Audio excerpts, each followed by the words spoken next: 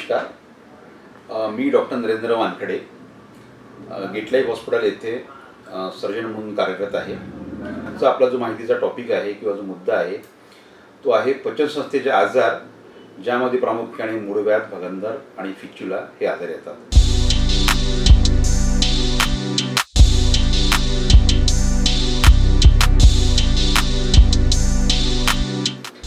तर सर्वप्रथम पचनसंस्था जी आहे ही एक शरीरातली फार महत्त्वाची संस्था आहे. सगळ्या संस्था जसे बॉडीमध्ये, शरीरामध्ये वेगवेगळ्या संस्था असतात. हृदय संस्था आहे, श्वसन संस्था आहे, हृदयाची संस्था आहे.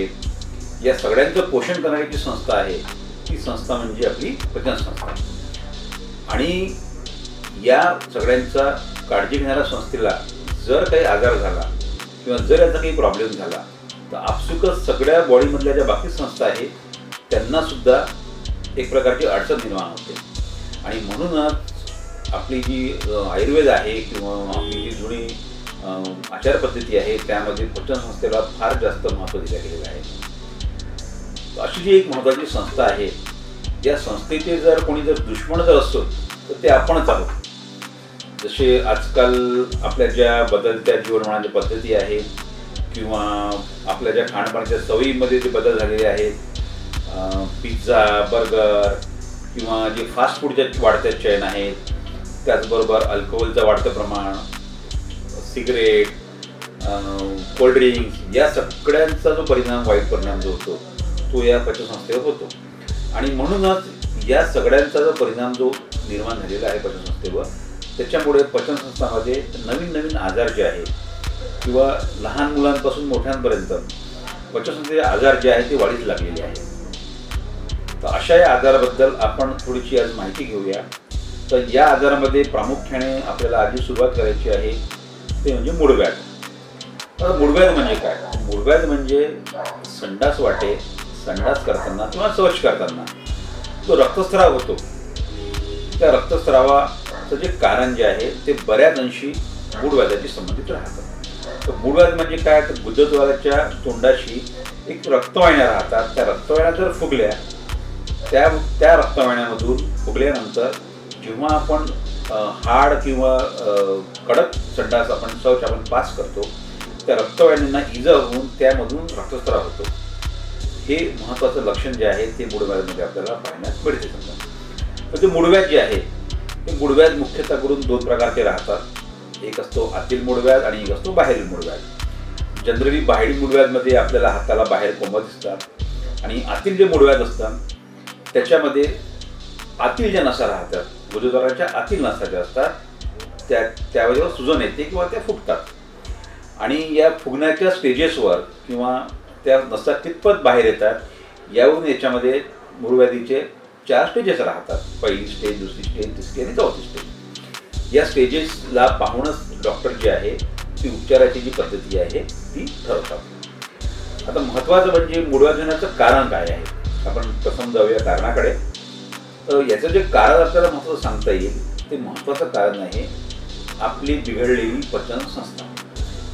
आपली संस्था बिघडली म्हणजे काय? जेव्हा आपल्याला बद्धकोष्ठाचा आजार होतो, बद्धकोष्ठता म्हणजे कॉन्स्टिपेशन, जो आजकाल फारच कॉमन झालेला आजार आहे.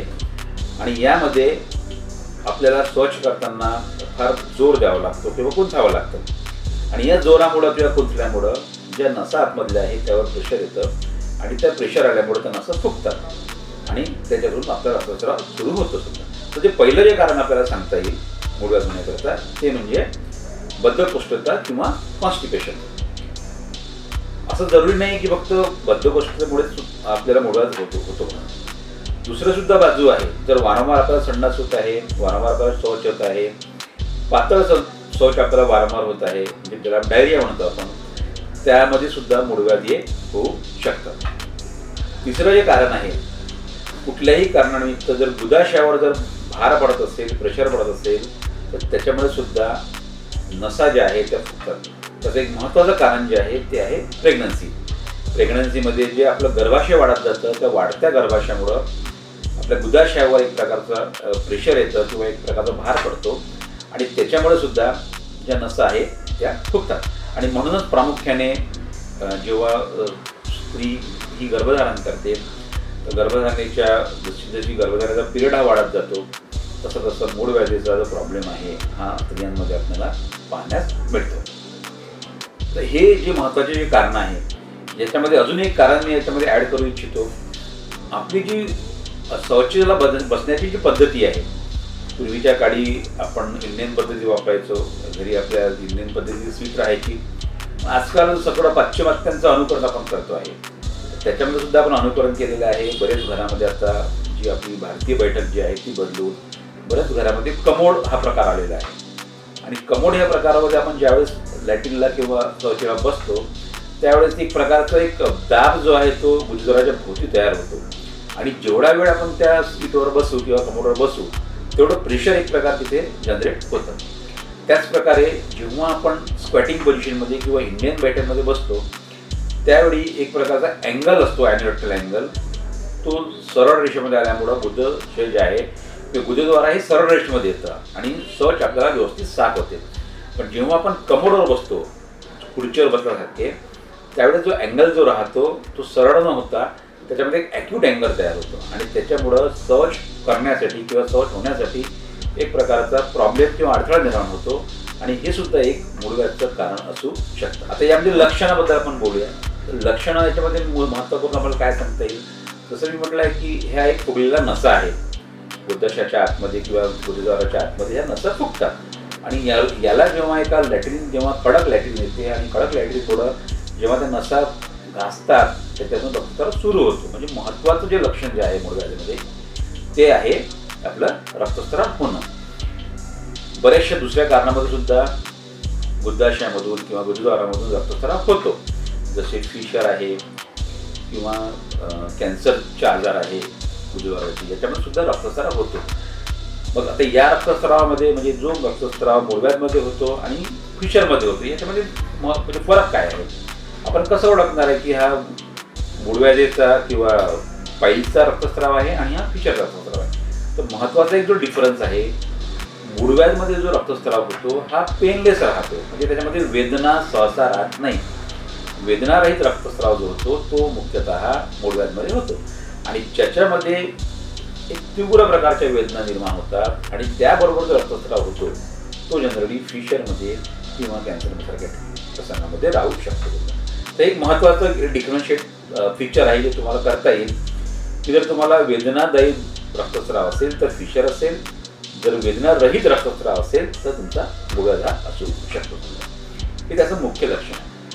जसं मी म्हटलं की मूळव्याधाच्या पायऱ्या असतात, सुरुवातीला त्या आतमध्ये राहतात आणि हळूहळू वाढत वाढत वाढत जे कोंब आहे ते कोंब बाहेर पडत येतात.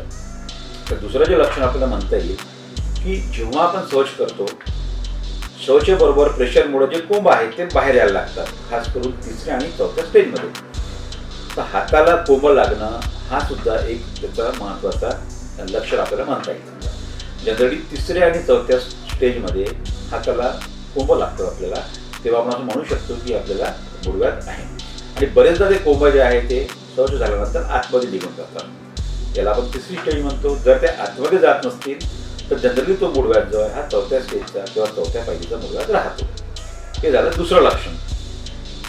एक महत्त्वाचं तिसरं लक्षण असं म्हणतात आपल्याला की जेव्हा नसा फुगतात तेव्हा त्याच्यावरील मांस सुद्धा फुगलेलं असतं आणि त्यामुळं संडासची जी जागा आहे ती पूर्णपणे बंद होत नाही आणि ही जागा पूर्णपणे बंद न झाल्यामुळे कधी कधी एक चिकट द्रावासारखा पदार्थ सुद्धा त्यामधून बाहेर निघतो आणि नेहमी संडासची जागा जी आहे ती आपणास ओलसर वाटते. तर हे काही महत्त्वाचे त्याचे लक्षणं आहेत जे आपण सांगू शकतो मूळव्याधीबद्दल.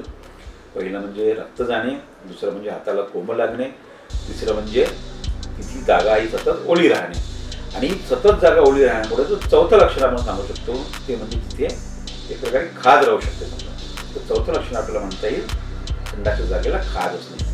तर हे जर 4 महत्त्वाचे लक्षणं जर तुम्हाला जर आढळले असतील किंवा तुमच्यामध्ये जर असतील तुम्ही नक्कीच डॉक्टरांकडे जाऊन त्याची तपासणी केली पाहिजे.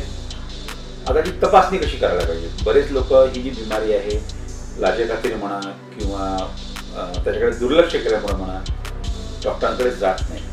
पण तुम्हाला सांगतो की रक्तस्राव होणं हा काही साधा लक्षण नाही आहे किंवा साधा सिम्पटम नाही आहे. जसं मूळव्याधीमध्ये रक्तस्राव होतो तसा एक भयंकर बिमारीचं सुद्धा हे लक्षण राहू शकतं. जसं गुदद्वाराचा कॅन्सर. म्हणून जेव्हाही रक्तस्राव तुम्हाला होईल किंवा जेव्हाही गुदद्वाराचा तुम्हाला प्रॉब्लेम असेल तेव्हा तज्ज्ञ डॉक्टरांकडे, जे सर्जन लोक राहतात त्यांच्याकडे जाऊन तुम्ही याची तपासणी केली पाहिजे. तपासणीअंती जे डॉक्टर तुम्हाला सांगतील त्याला व्यवस्थित फॉलो केलं पाहिजे.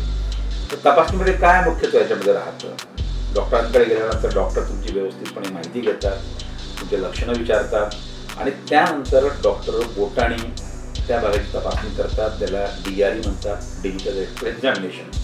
दुसरी जी तपासणी आहे, आजकाल जी तपासणी आहे जी आपल्या हॉस्पिटलला सुद्धा अवेलेबल आहे, ती तपासणी म्हणजे व्हिडिओ ब्रोंकोस्कोपी, ज्यामध्ये आतमध्ये दुर्बीण टाकून संपूर्णपणे जो रिपोर्ट आहे किंवा जी काही तपासणी आहे ती TV वर तुम्हाला दाखवला जाते.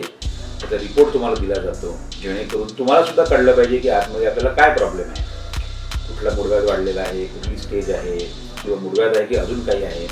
हे सगळं काही तुम्हाला त्या व्हिडिओ स्कोपद्वारे तुम्हाला कळू शकतं.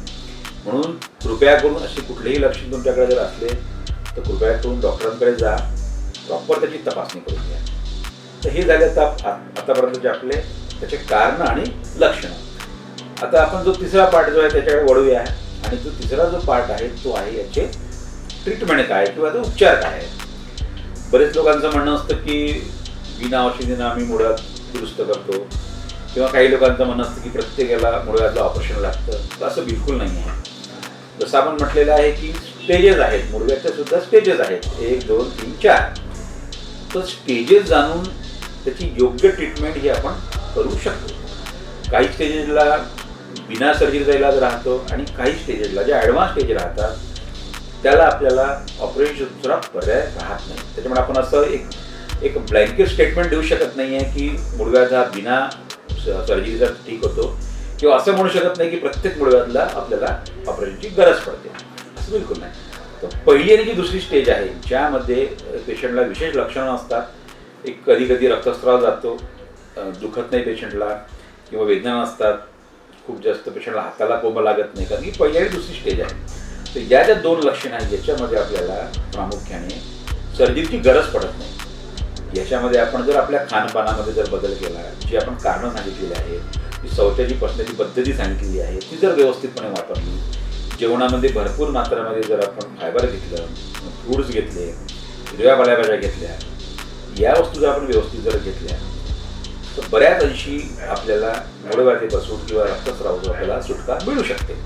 तर पहिलं जे आपण त्याच्यामध्ये ट्रीटमेंट करू शकतो पहिल्या आणि दुसऱ्या स्टेजमध्ये, ही सगळ्यात पहिली ट्रीटमेंट आहे डाएट मॉडिफिकेशन. जसं मी सांगितलेलं की फायबर भरपूर घ्या, भरपूर पाणी प्या आणि शौचाची जी पद्धती आहे ती योग्य पद्धती वापरा, जसे इंडियन टॉयलेट वापरा. समजा आपण हे सगळं केलं, हे करूनही आपल्याला जर गुण आला नाही आणि आपल्या लक्षणामध्ये कुठलाही फरक पडलेला नाही, तर आपण पुढच्या स्टेजला जाऊया. पुढची स्टेज म्हणजे औषधी. औषधीमध्ये आपण प्रामुख्याने काय आपण देतोय औषधीमध्ये, ज्या नसा फुगलेल्या आहेत त्या नसाला स्ट्रॉंग करणाऱ्या मेडिसिन जसं नॅचरल फ्लॅवोनॉइड्स आहेत. जर तुमची शौच कडक येत असेल तर शौचेला पातळ करण्याकरता मेडिसिन जसे लॅक्झेटिव्ह आहेत, तुमचं इव्हॅक्टिव्ह आहे, डिथायलॅक आहे, भरपूर प्रकारचे कंपनीचे औषध त्याच्यामध्ये येतात, काही पावडर त्याच्यामध्ये येतात. तर जनरली या औषधी आपण त्याच्यामध्ये वापरू शकतो.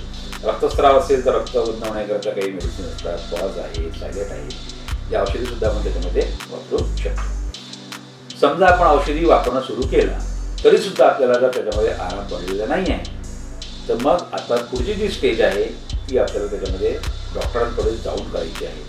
ही स्टेज म्हणजे कुठली, तर त्याला काही ऑफिस प्रोसिजर राहतात. आता ऑफिस प्रोसिजर म्हणजे काय, की ज्याच्यासाठी तुम्हाला भरती होण्याची गरज नाही आहे किंवा रात्रभर थांबण्याची गरज नाही आहे. तुम्ही सकाळी गेले, ट्रीटमेंट केली आणि संध्याकाळी तुम्ही घरी परत आले, याला म्हणतो आपण ऑफिस प्रोसिजर. यामध्ये प्रामुख्याने बँड लायगेशन म्हणून एक पद्धती आहे, मुळव्याधाला बँड लावले जातात. त्याच्यामध्ये इंजेक्शन स्क्लेरोथेरपी नावाचा एक प्रकार आहे, इंजेक्शन दिले जातात. बरेचसे लोक आपले अमरावतीमधले औरंगाबाद इथे ट्रीटमेंटसाठी जातात, पण आता आपल्या अमरावतीमध्ये सुद्धा ही ट्रीटमेंट बरेचसे लोक करतात आहे. आपल्या हॉस्पिटलला सुद्धा ही पद्धती अवेलेबल आहे, ज्याला आपण इंजेक्शन स्क्लेरोथेरपी म्हणतो. तिसरी पद्धती जी आहे त्याच्यामध्ये आपण IRC म्हणू शकतो, इन्फ्रारेड कॉम्बिनेशन सुद्धा पद्धती आहे. तर ह्या ज्या पद्धती आहे आणि महत्त्वाची जी नवीन पद्धती जी आहे, जी आपल्याकडे आपण मागच्या 3 वर्षापासून करतो आहे, ती म्हणजे लेझरची पद्धती. म्हणजे स्टेज 1 आणि स्टेज 2 मध्ये सुद्धा आपण लेझर करू शकतो. समजा ज्या पद्धतीमध्ये सगळ्या पद्धतीमध्ये फायदा आहे, खूप तुम्हाला त्रास होणार नाही आहे, कारण की याच्यामध्ये आपण कुठेच कट करत नाही आहे किंवा कुठेच कापत नाही आहे. याच्यामध्ये आपण पेशंटला जस्ट ट्रीटमेंट करतो आहे, दिवसभर ठेवतो आणि संध्याकाळी घरी पाठवतो आहे. तर ही जी प्रामुख्याने जी ट्रीटमेंट झाली ही झाली स्टेज 1 आणि स्टेज 2 साठी. आता जर मूळव्याध जर वाढलेले असतील, 3ऱ्या स्टेजला आणि 4थ्या स्टेजला गेले असतील, तर तुम्हाला या पद्धती तर वापरायच्याच आहेत. पण याच्यानंतरही तुम्हाला जर फायदा होत नसेल तर मग जो 4थी स्टेज राहील ती राहील ऑपरेशन स्टेज. आणि ऑपरेशनच्या स्टेजमध्ये मग बरेचसे ऑपरेशन येतात, ज्यामध्ये ओपन सर्जरी आहे, स्टॅपलर पद्धती आहे, हार्मोनिक स्काल्पेल म्हणून एक मशीन आहे, त्यांनी आपण मूळव्याध कापू शकतो, आणि लेझरच्या सहाय्याने सुद्धा आपण 3ऱ्या आणि 4थ्या स्टेजमध्ये आपण त्याची ट्रीटमेंट करू शकतो. आता आपला आजचा मुद्दा जो आहे, आपण तुम्हाला सांगू इच्छितो आहे की या सगळ्या पद्धतीमध्ये ही सगळ्यात चांगली पद्धती, चांगली तर म्हणता येणार नाही, पण पेशंटला सगळ्यात आराम देणारी जी पद्धती आहे, त्याच्यामुळे पेशंटला खूप त्रास होणार नाही आहे, त्याच्यामध्ये रिकरन्स किंवा परत मुळव्याध होण्याचे चान्सेस जे कमी राहणार आहे, ती पद्धती आमच्याकडे आम्ही जी करतो ती आम्ही करतो लेझर पद्धती. लेझर पद्धतीमध्ये अजून काही पद्धती आपण ॲड केलेल्या आहेत. म्हणजे ऑपरेशन करताना आपण नुसतं लेझर करत नाही, त्याच्या सोबतीला आपण 1-2 पद्धतीचं मिश्रण आपण करतो. जसं आपण FG हाल म्हणून करतो, आपण मूळव्याधीची नस राहते त्याला सुद्धा आपण टाका घेऊन बांधतो, त्याला आपण FG हाल म्हणतो, आणि त्याच्यानंतर आपण लेझर करतो. तर या 2 ट्रीटमेंटच्या कॉम्बिनेशनमुळे जो रिझल्ट आहे तो खूपच चांगला आपल्याला मिळतो आहे. परत होण्याचे चान्सेस जे आहेत ते फार कमी झालेले आहेत. आणि सगळ्यात महत्त्वाचं म्हणजे ओपन पद्धतीमध्ये पेशंटला जो त्रास राहतो, महिनोमहिने पेशंटला जे घरी आराम करावा लागतो, गरम पाण्यात बसावं लागतं, हा जो त्रास आहे हा त्रास पूर्णपणे कमी झालेला आहे. कारण की लेझरमध्ये आपण कुठेही कट करत नाही, एका दिवसाची ट्रीटमेंट असतं. सकाळी तुम्ही या लेझर पद्धती करा, सायंकाळी घरी सुट्टी घेऊन जा, लगेच दुसऱ्या दिवशी तुम्ही कामावर जाऊ शकता. तर जो आराम जो आहे तो तुम्हाला खूप करायचा नाही आहे, खर्च तुम्हाला खूप जास्त नाही आहे, त्रास तुम्हाला खूप जास्त नाही आहे. तर हे सगळे जे फायदे आहेत हे सगळे लेझरचे आपल्याला फायदे याच्यामध्ये आपल्याला सांगता येतील. म्हणजे मागील 3 वर्षापासून लेझर पद्धती जी आहे मी पूर्णपणे करत आहे. भरपूर सारे पेशंटला आतापर्यंत एक साधारणतः 250-300 पेशंटमध्ये आम्ही लेझरची पद्धती अवलंबलेली आहे. आणि जवळपास सगळ्या पेशंटला जो रिझल्ट जो आहे तो फंटास्टिक रिझल्ट आहे. याच पद्धतीचं ऑपरेशन करण्याकरिता किंवा याच मूळव्याधच्या ट्रीटमेंट करण्याकरिता आमचं एक गेटलॅबचं एक सेपरेट युनिट पूर्ण बिल्डिंग आम्ही नवीन तयार करतो आहे. म्हणण्याचं तात्पर्य म्हणजे की जी स्पेशालिटी वाईज काम व्हायला पाहिजे ते आम्ही गेटलॅबमध्ये आज करतो आहे, आणि त्याच्यामध्ये तसे रिझल्टसुद्धा मिळत आहे. आणि सगळ्यात महत्त्वाचं म्हणजे एक योग्य किमतीमध्ये म्हणा किंवा योग्य याच्यामध्ये म्हणा, म्हणजे कमी किमतीमध्ये आम्ही पद्धती लोकांना देण्याचा प्रयत्न करतो आहे, जेणेकरून जास्तीत जास्त लोकांना या पद्धतीची माहिती व्हावी, जास्तीत जास्त लोकांना या पद्धतीचा फायदा व्हावा. म्हणूनच गेटलॅब यासाठी कार्यरत आहे. म्हणून आपणास जे मी लक्षणं सांगितलेली आहे असे कुठलेही लक्षणं जर आपणास आढळले तर तुम्ही गेटलॅब हॉस्पिटलला येऊ शकता. गेटलॅब हॉस्पिटल हे रुपीनगर येथे मागील 10 वर्षापासून कार्यरत आहे. एवढे तुम्हाला सांगतो. आणि जी लक्षणं आहेत त्याकडे लक्ष द्या, कृपया दुर्लक्ष करू नका. कृपया कुठल्याही अशा डॉक्टरांना दाखवू नका की ज्याच्याबद्दल त्यांना फार माहिती नाही आहे. योग्य डॉक्टरांचा सल्ला घ्या. असं म्हणत नाही की तुम्ही गेटलॅबमध्येच या म्हणून, पण कुठल्याही चांगल्या सर्जनला ज्याला याच्याबद्दल पुरेपूर नॉलेज आहे त्यांना तुम्ही दाखवा. योग्य ट्रीटमेंट घ्या. आणि फक्त ट्रीटमेंट घेऊच नका, तर जे तुम्हाला जे काही प्रिव्हेन्शनचे जे काही मी मार्ग सांगितलेले आहेत, डाएटमध्ये सुधार करा, आपल्या भोजनामध्ये सुधार करा, व्यायाम करा, योगासनं करा, आणि आपण सगळे तब्येतीने किंवा आरोग्याने निरोगी राहा एवढी कामना करतो. आणि आजचा जो टॉक आहे, आजची जी ही माहिती जी आहे ती संपवतो. नमस्कार.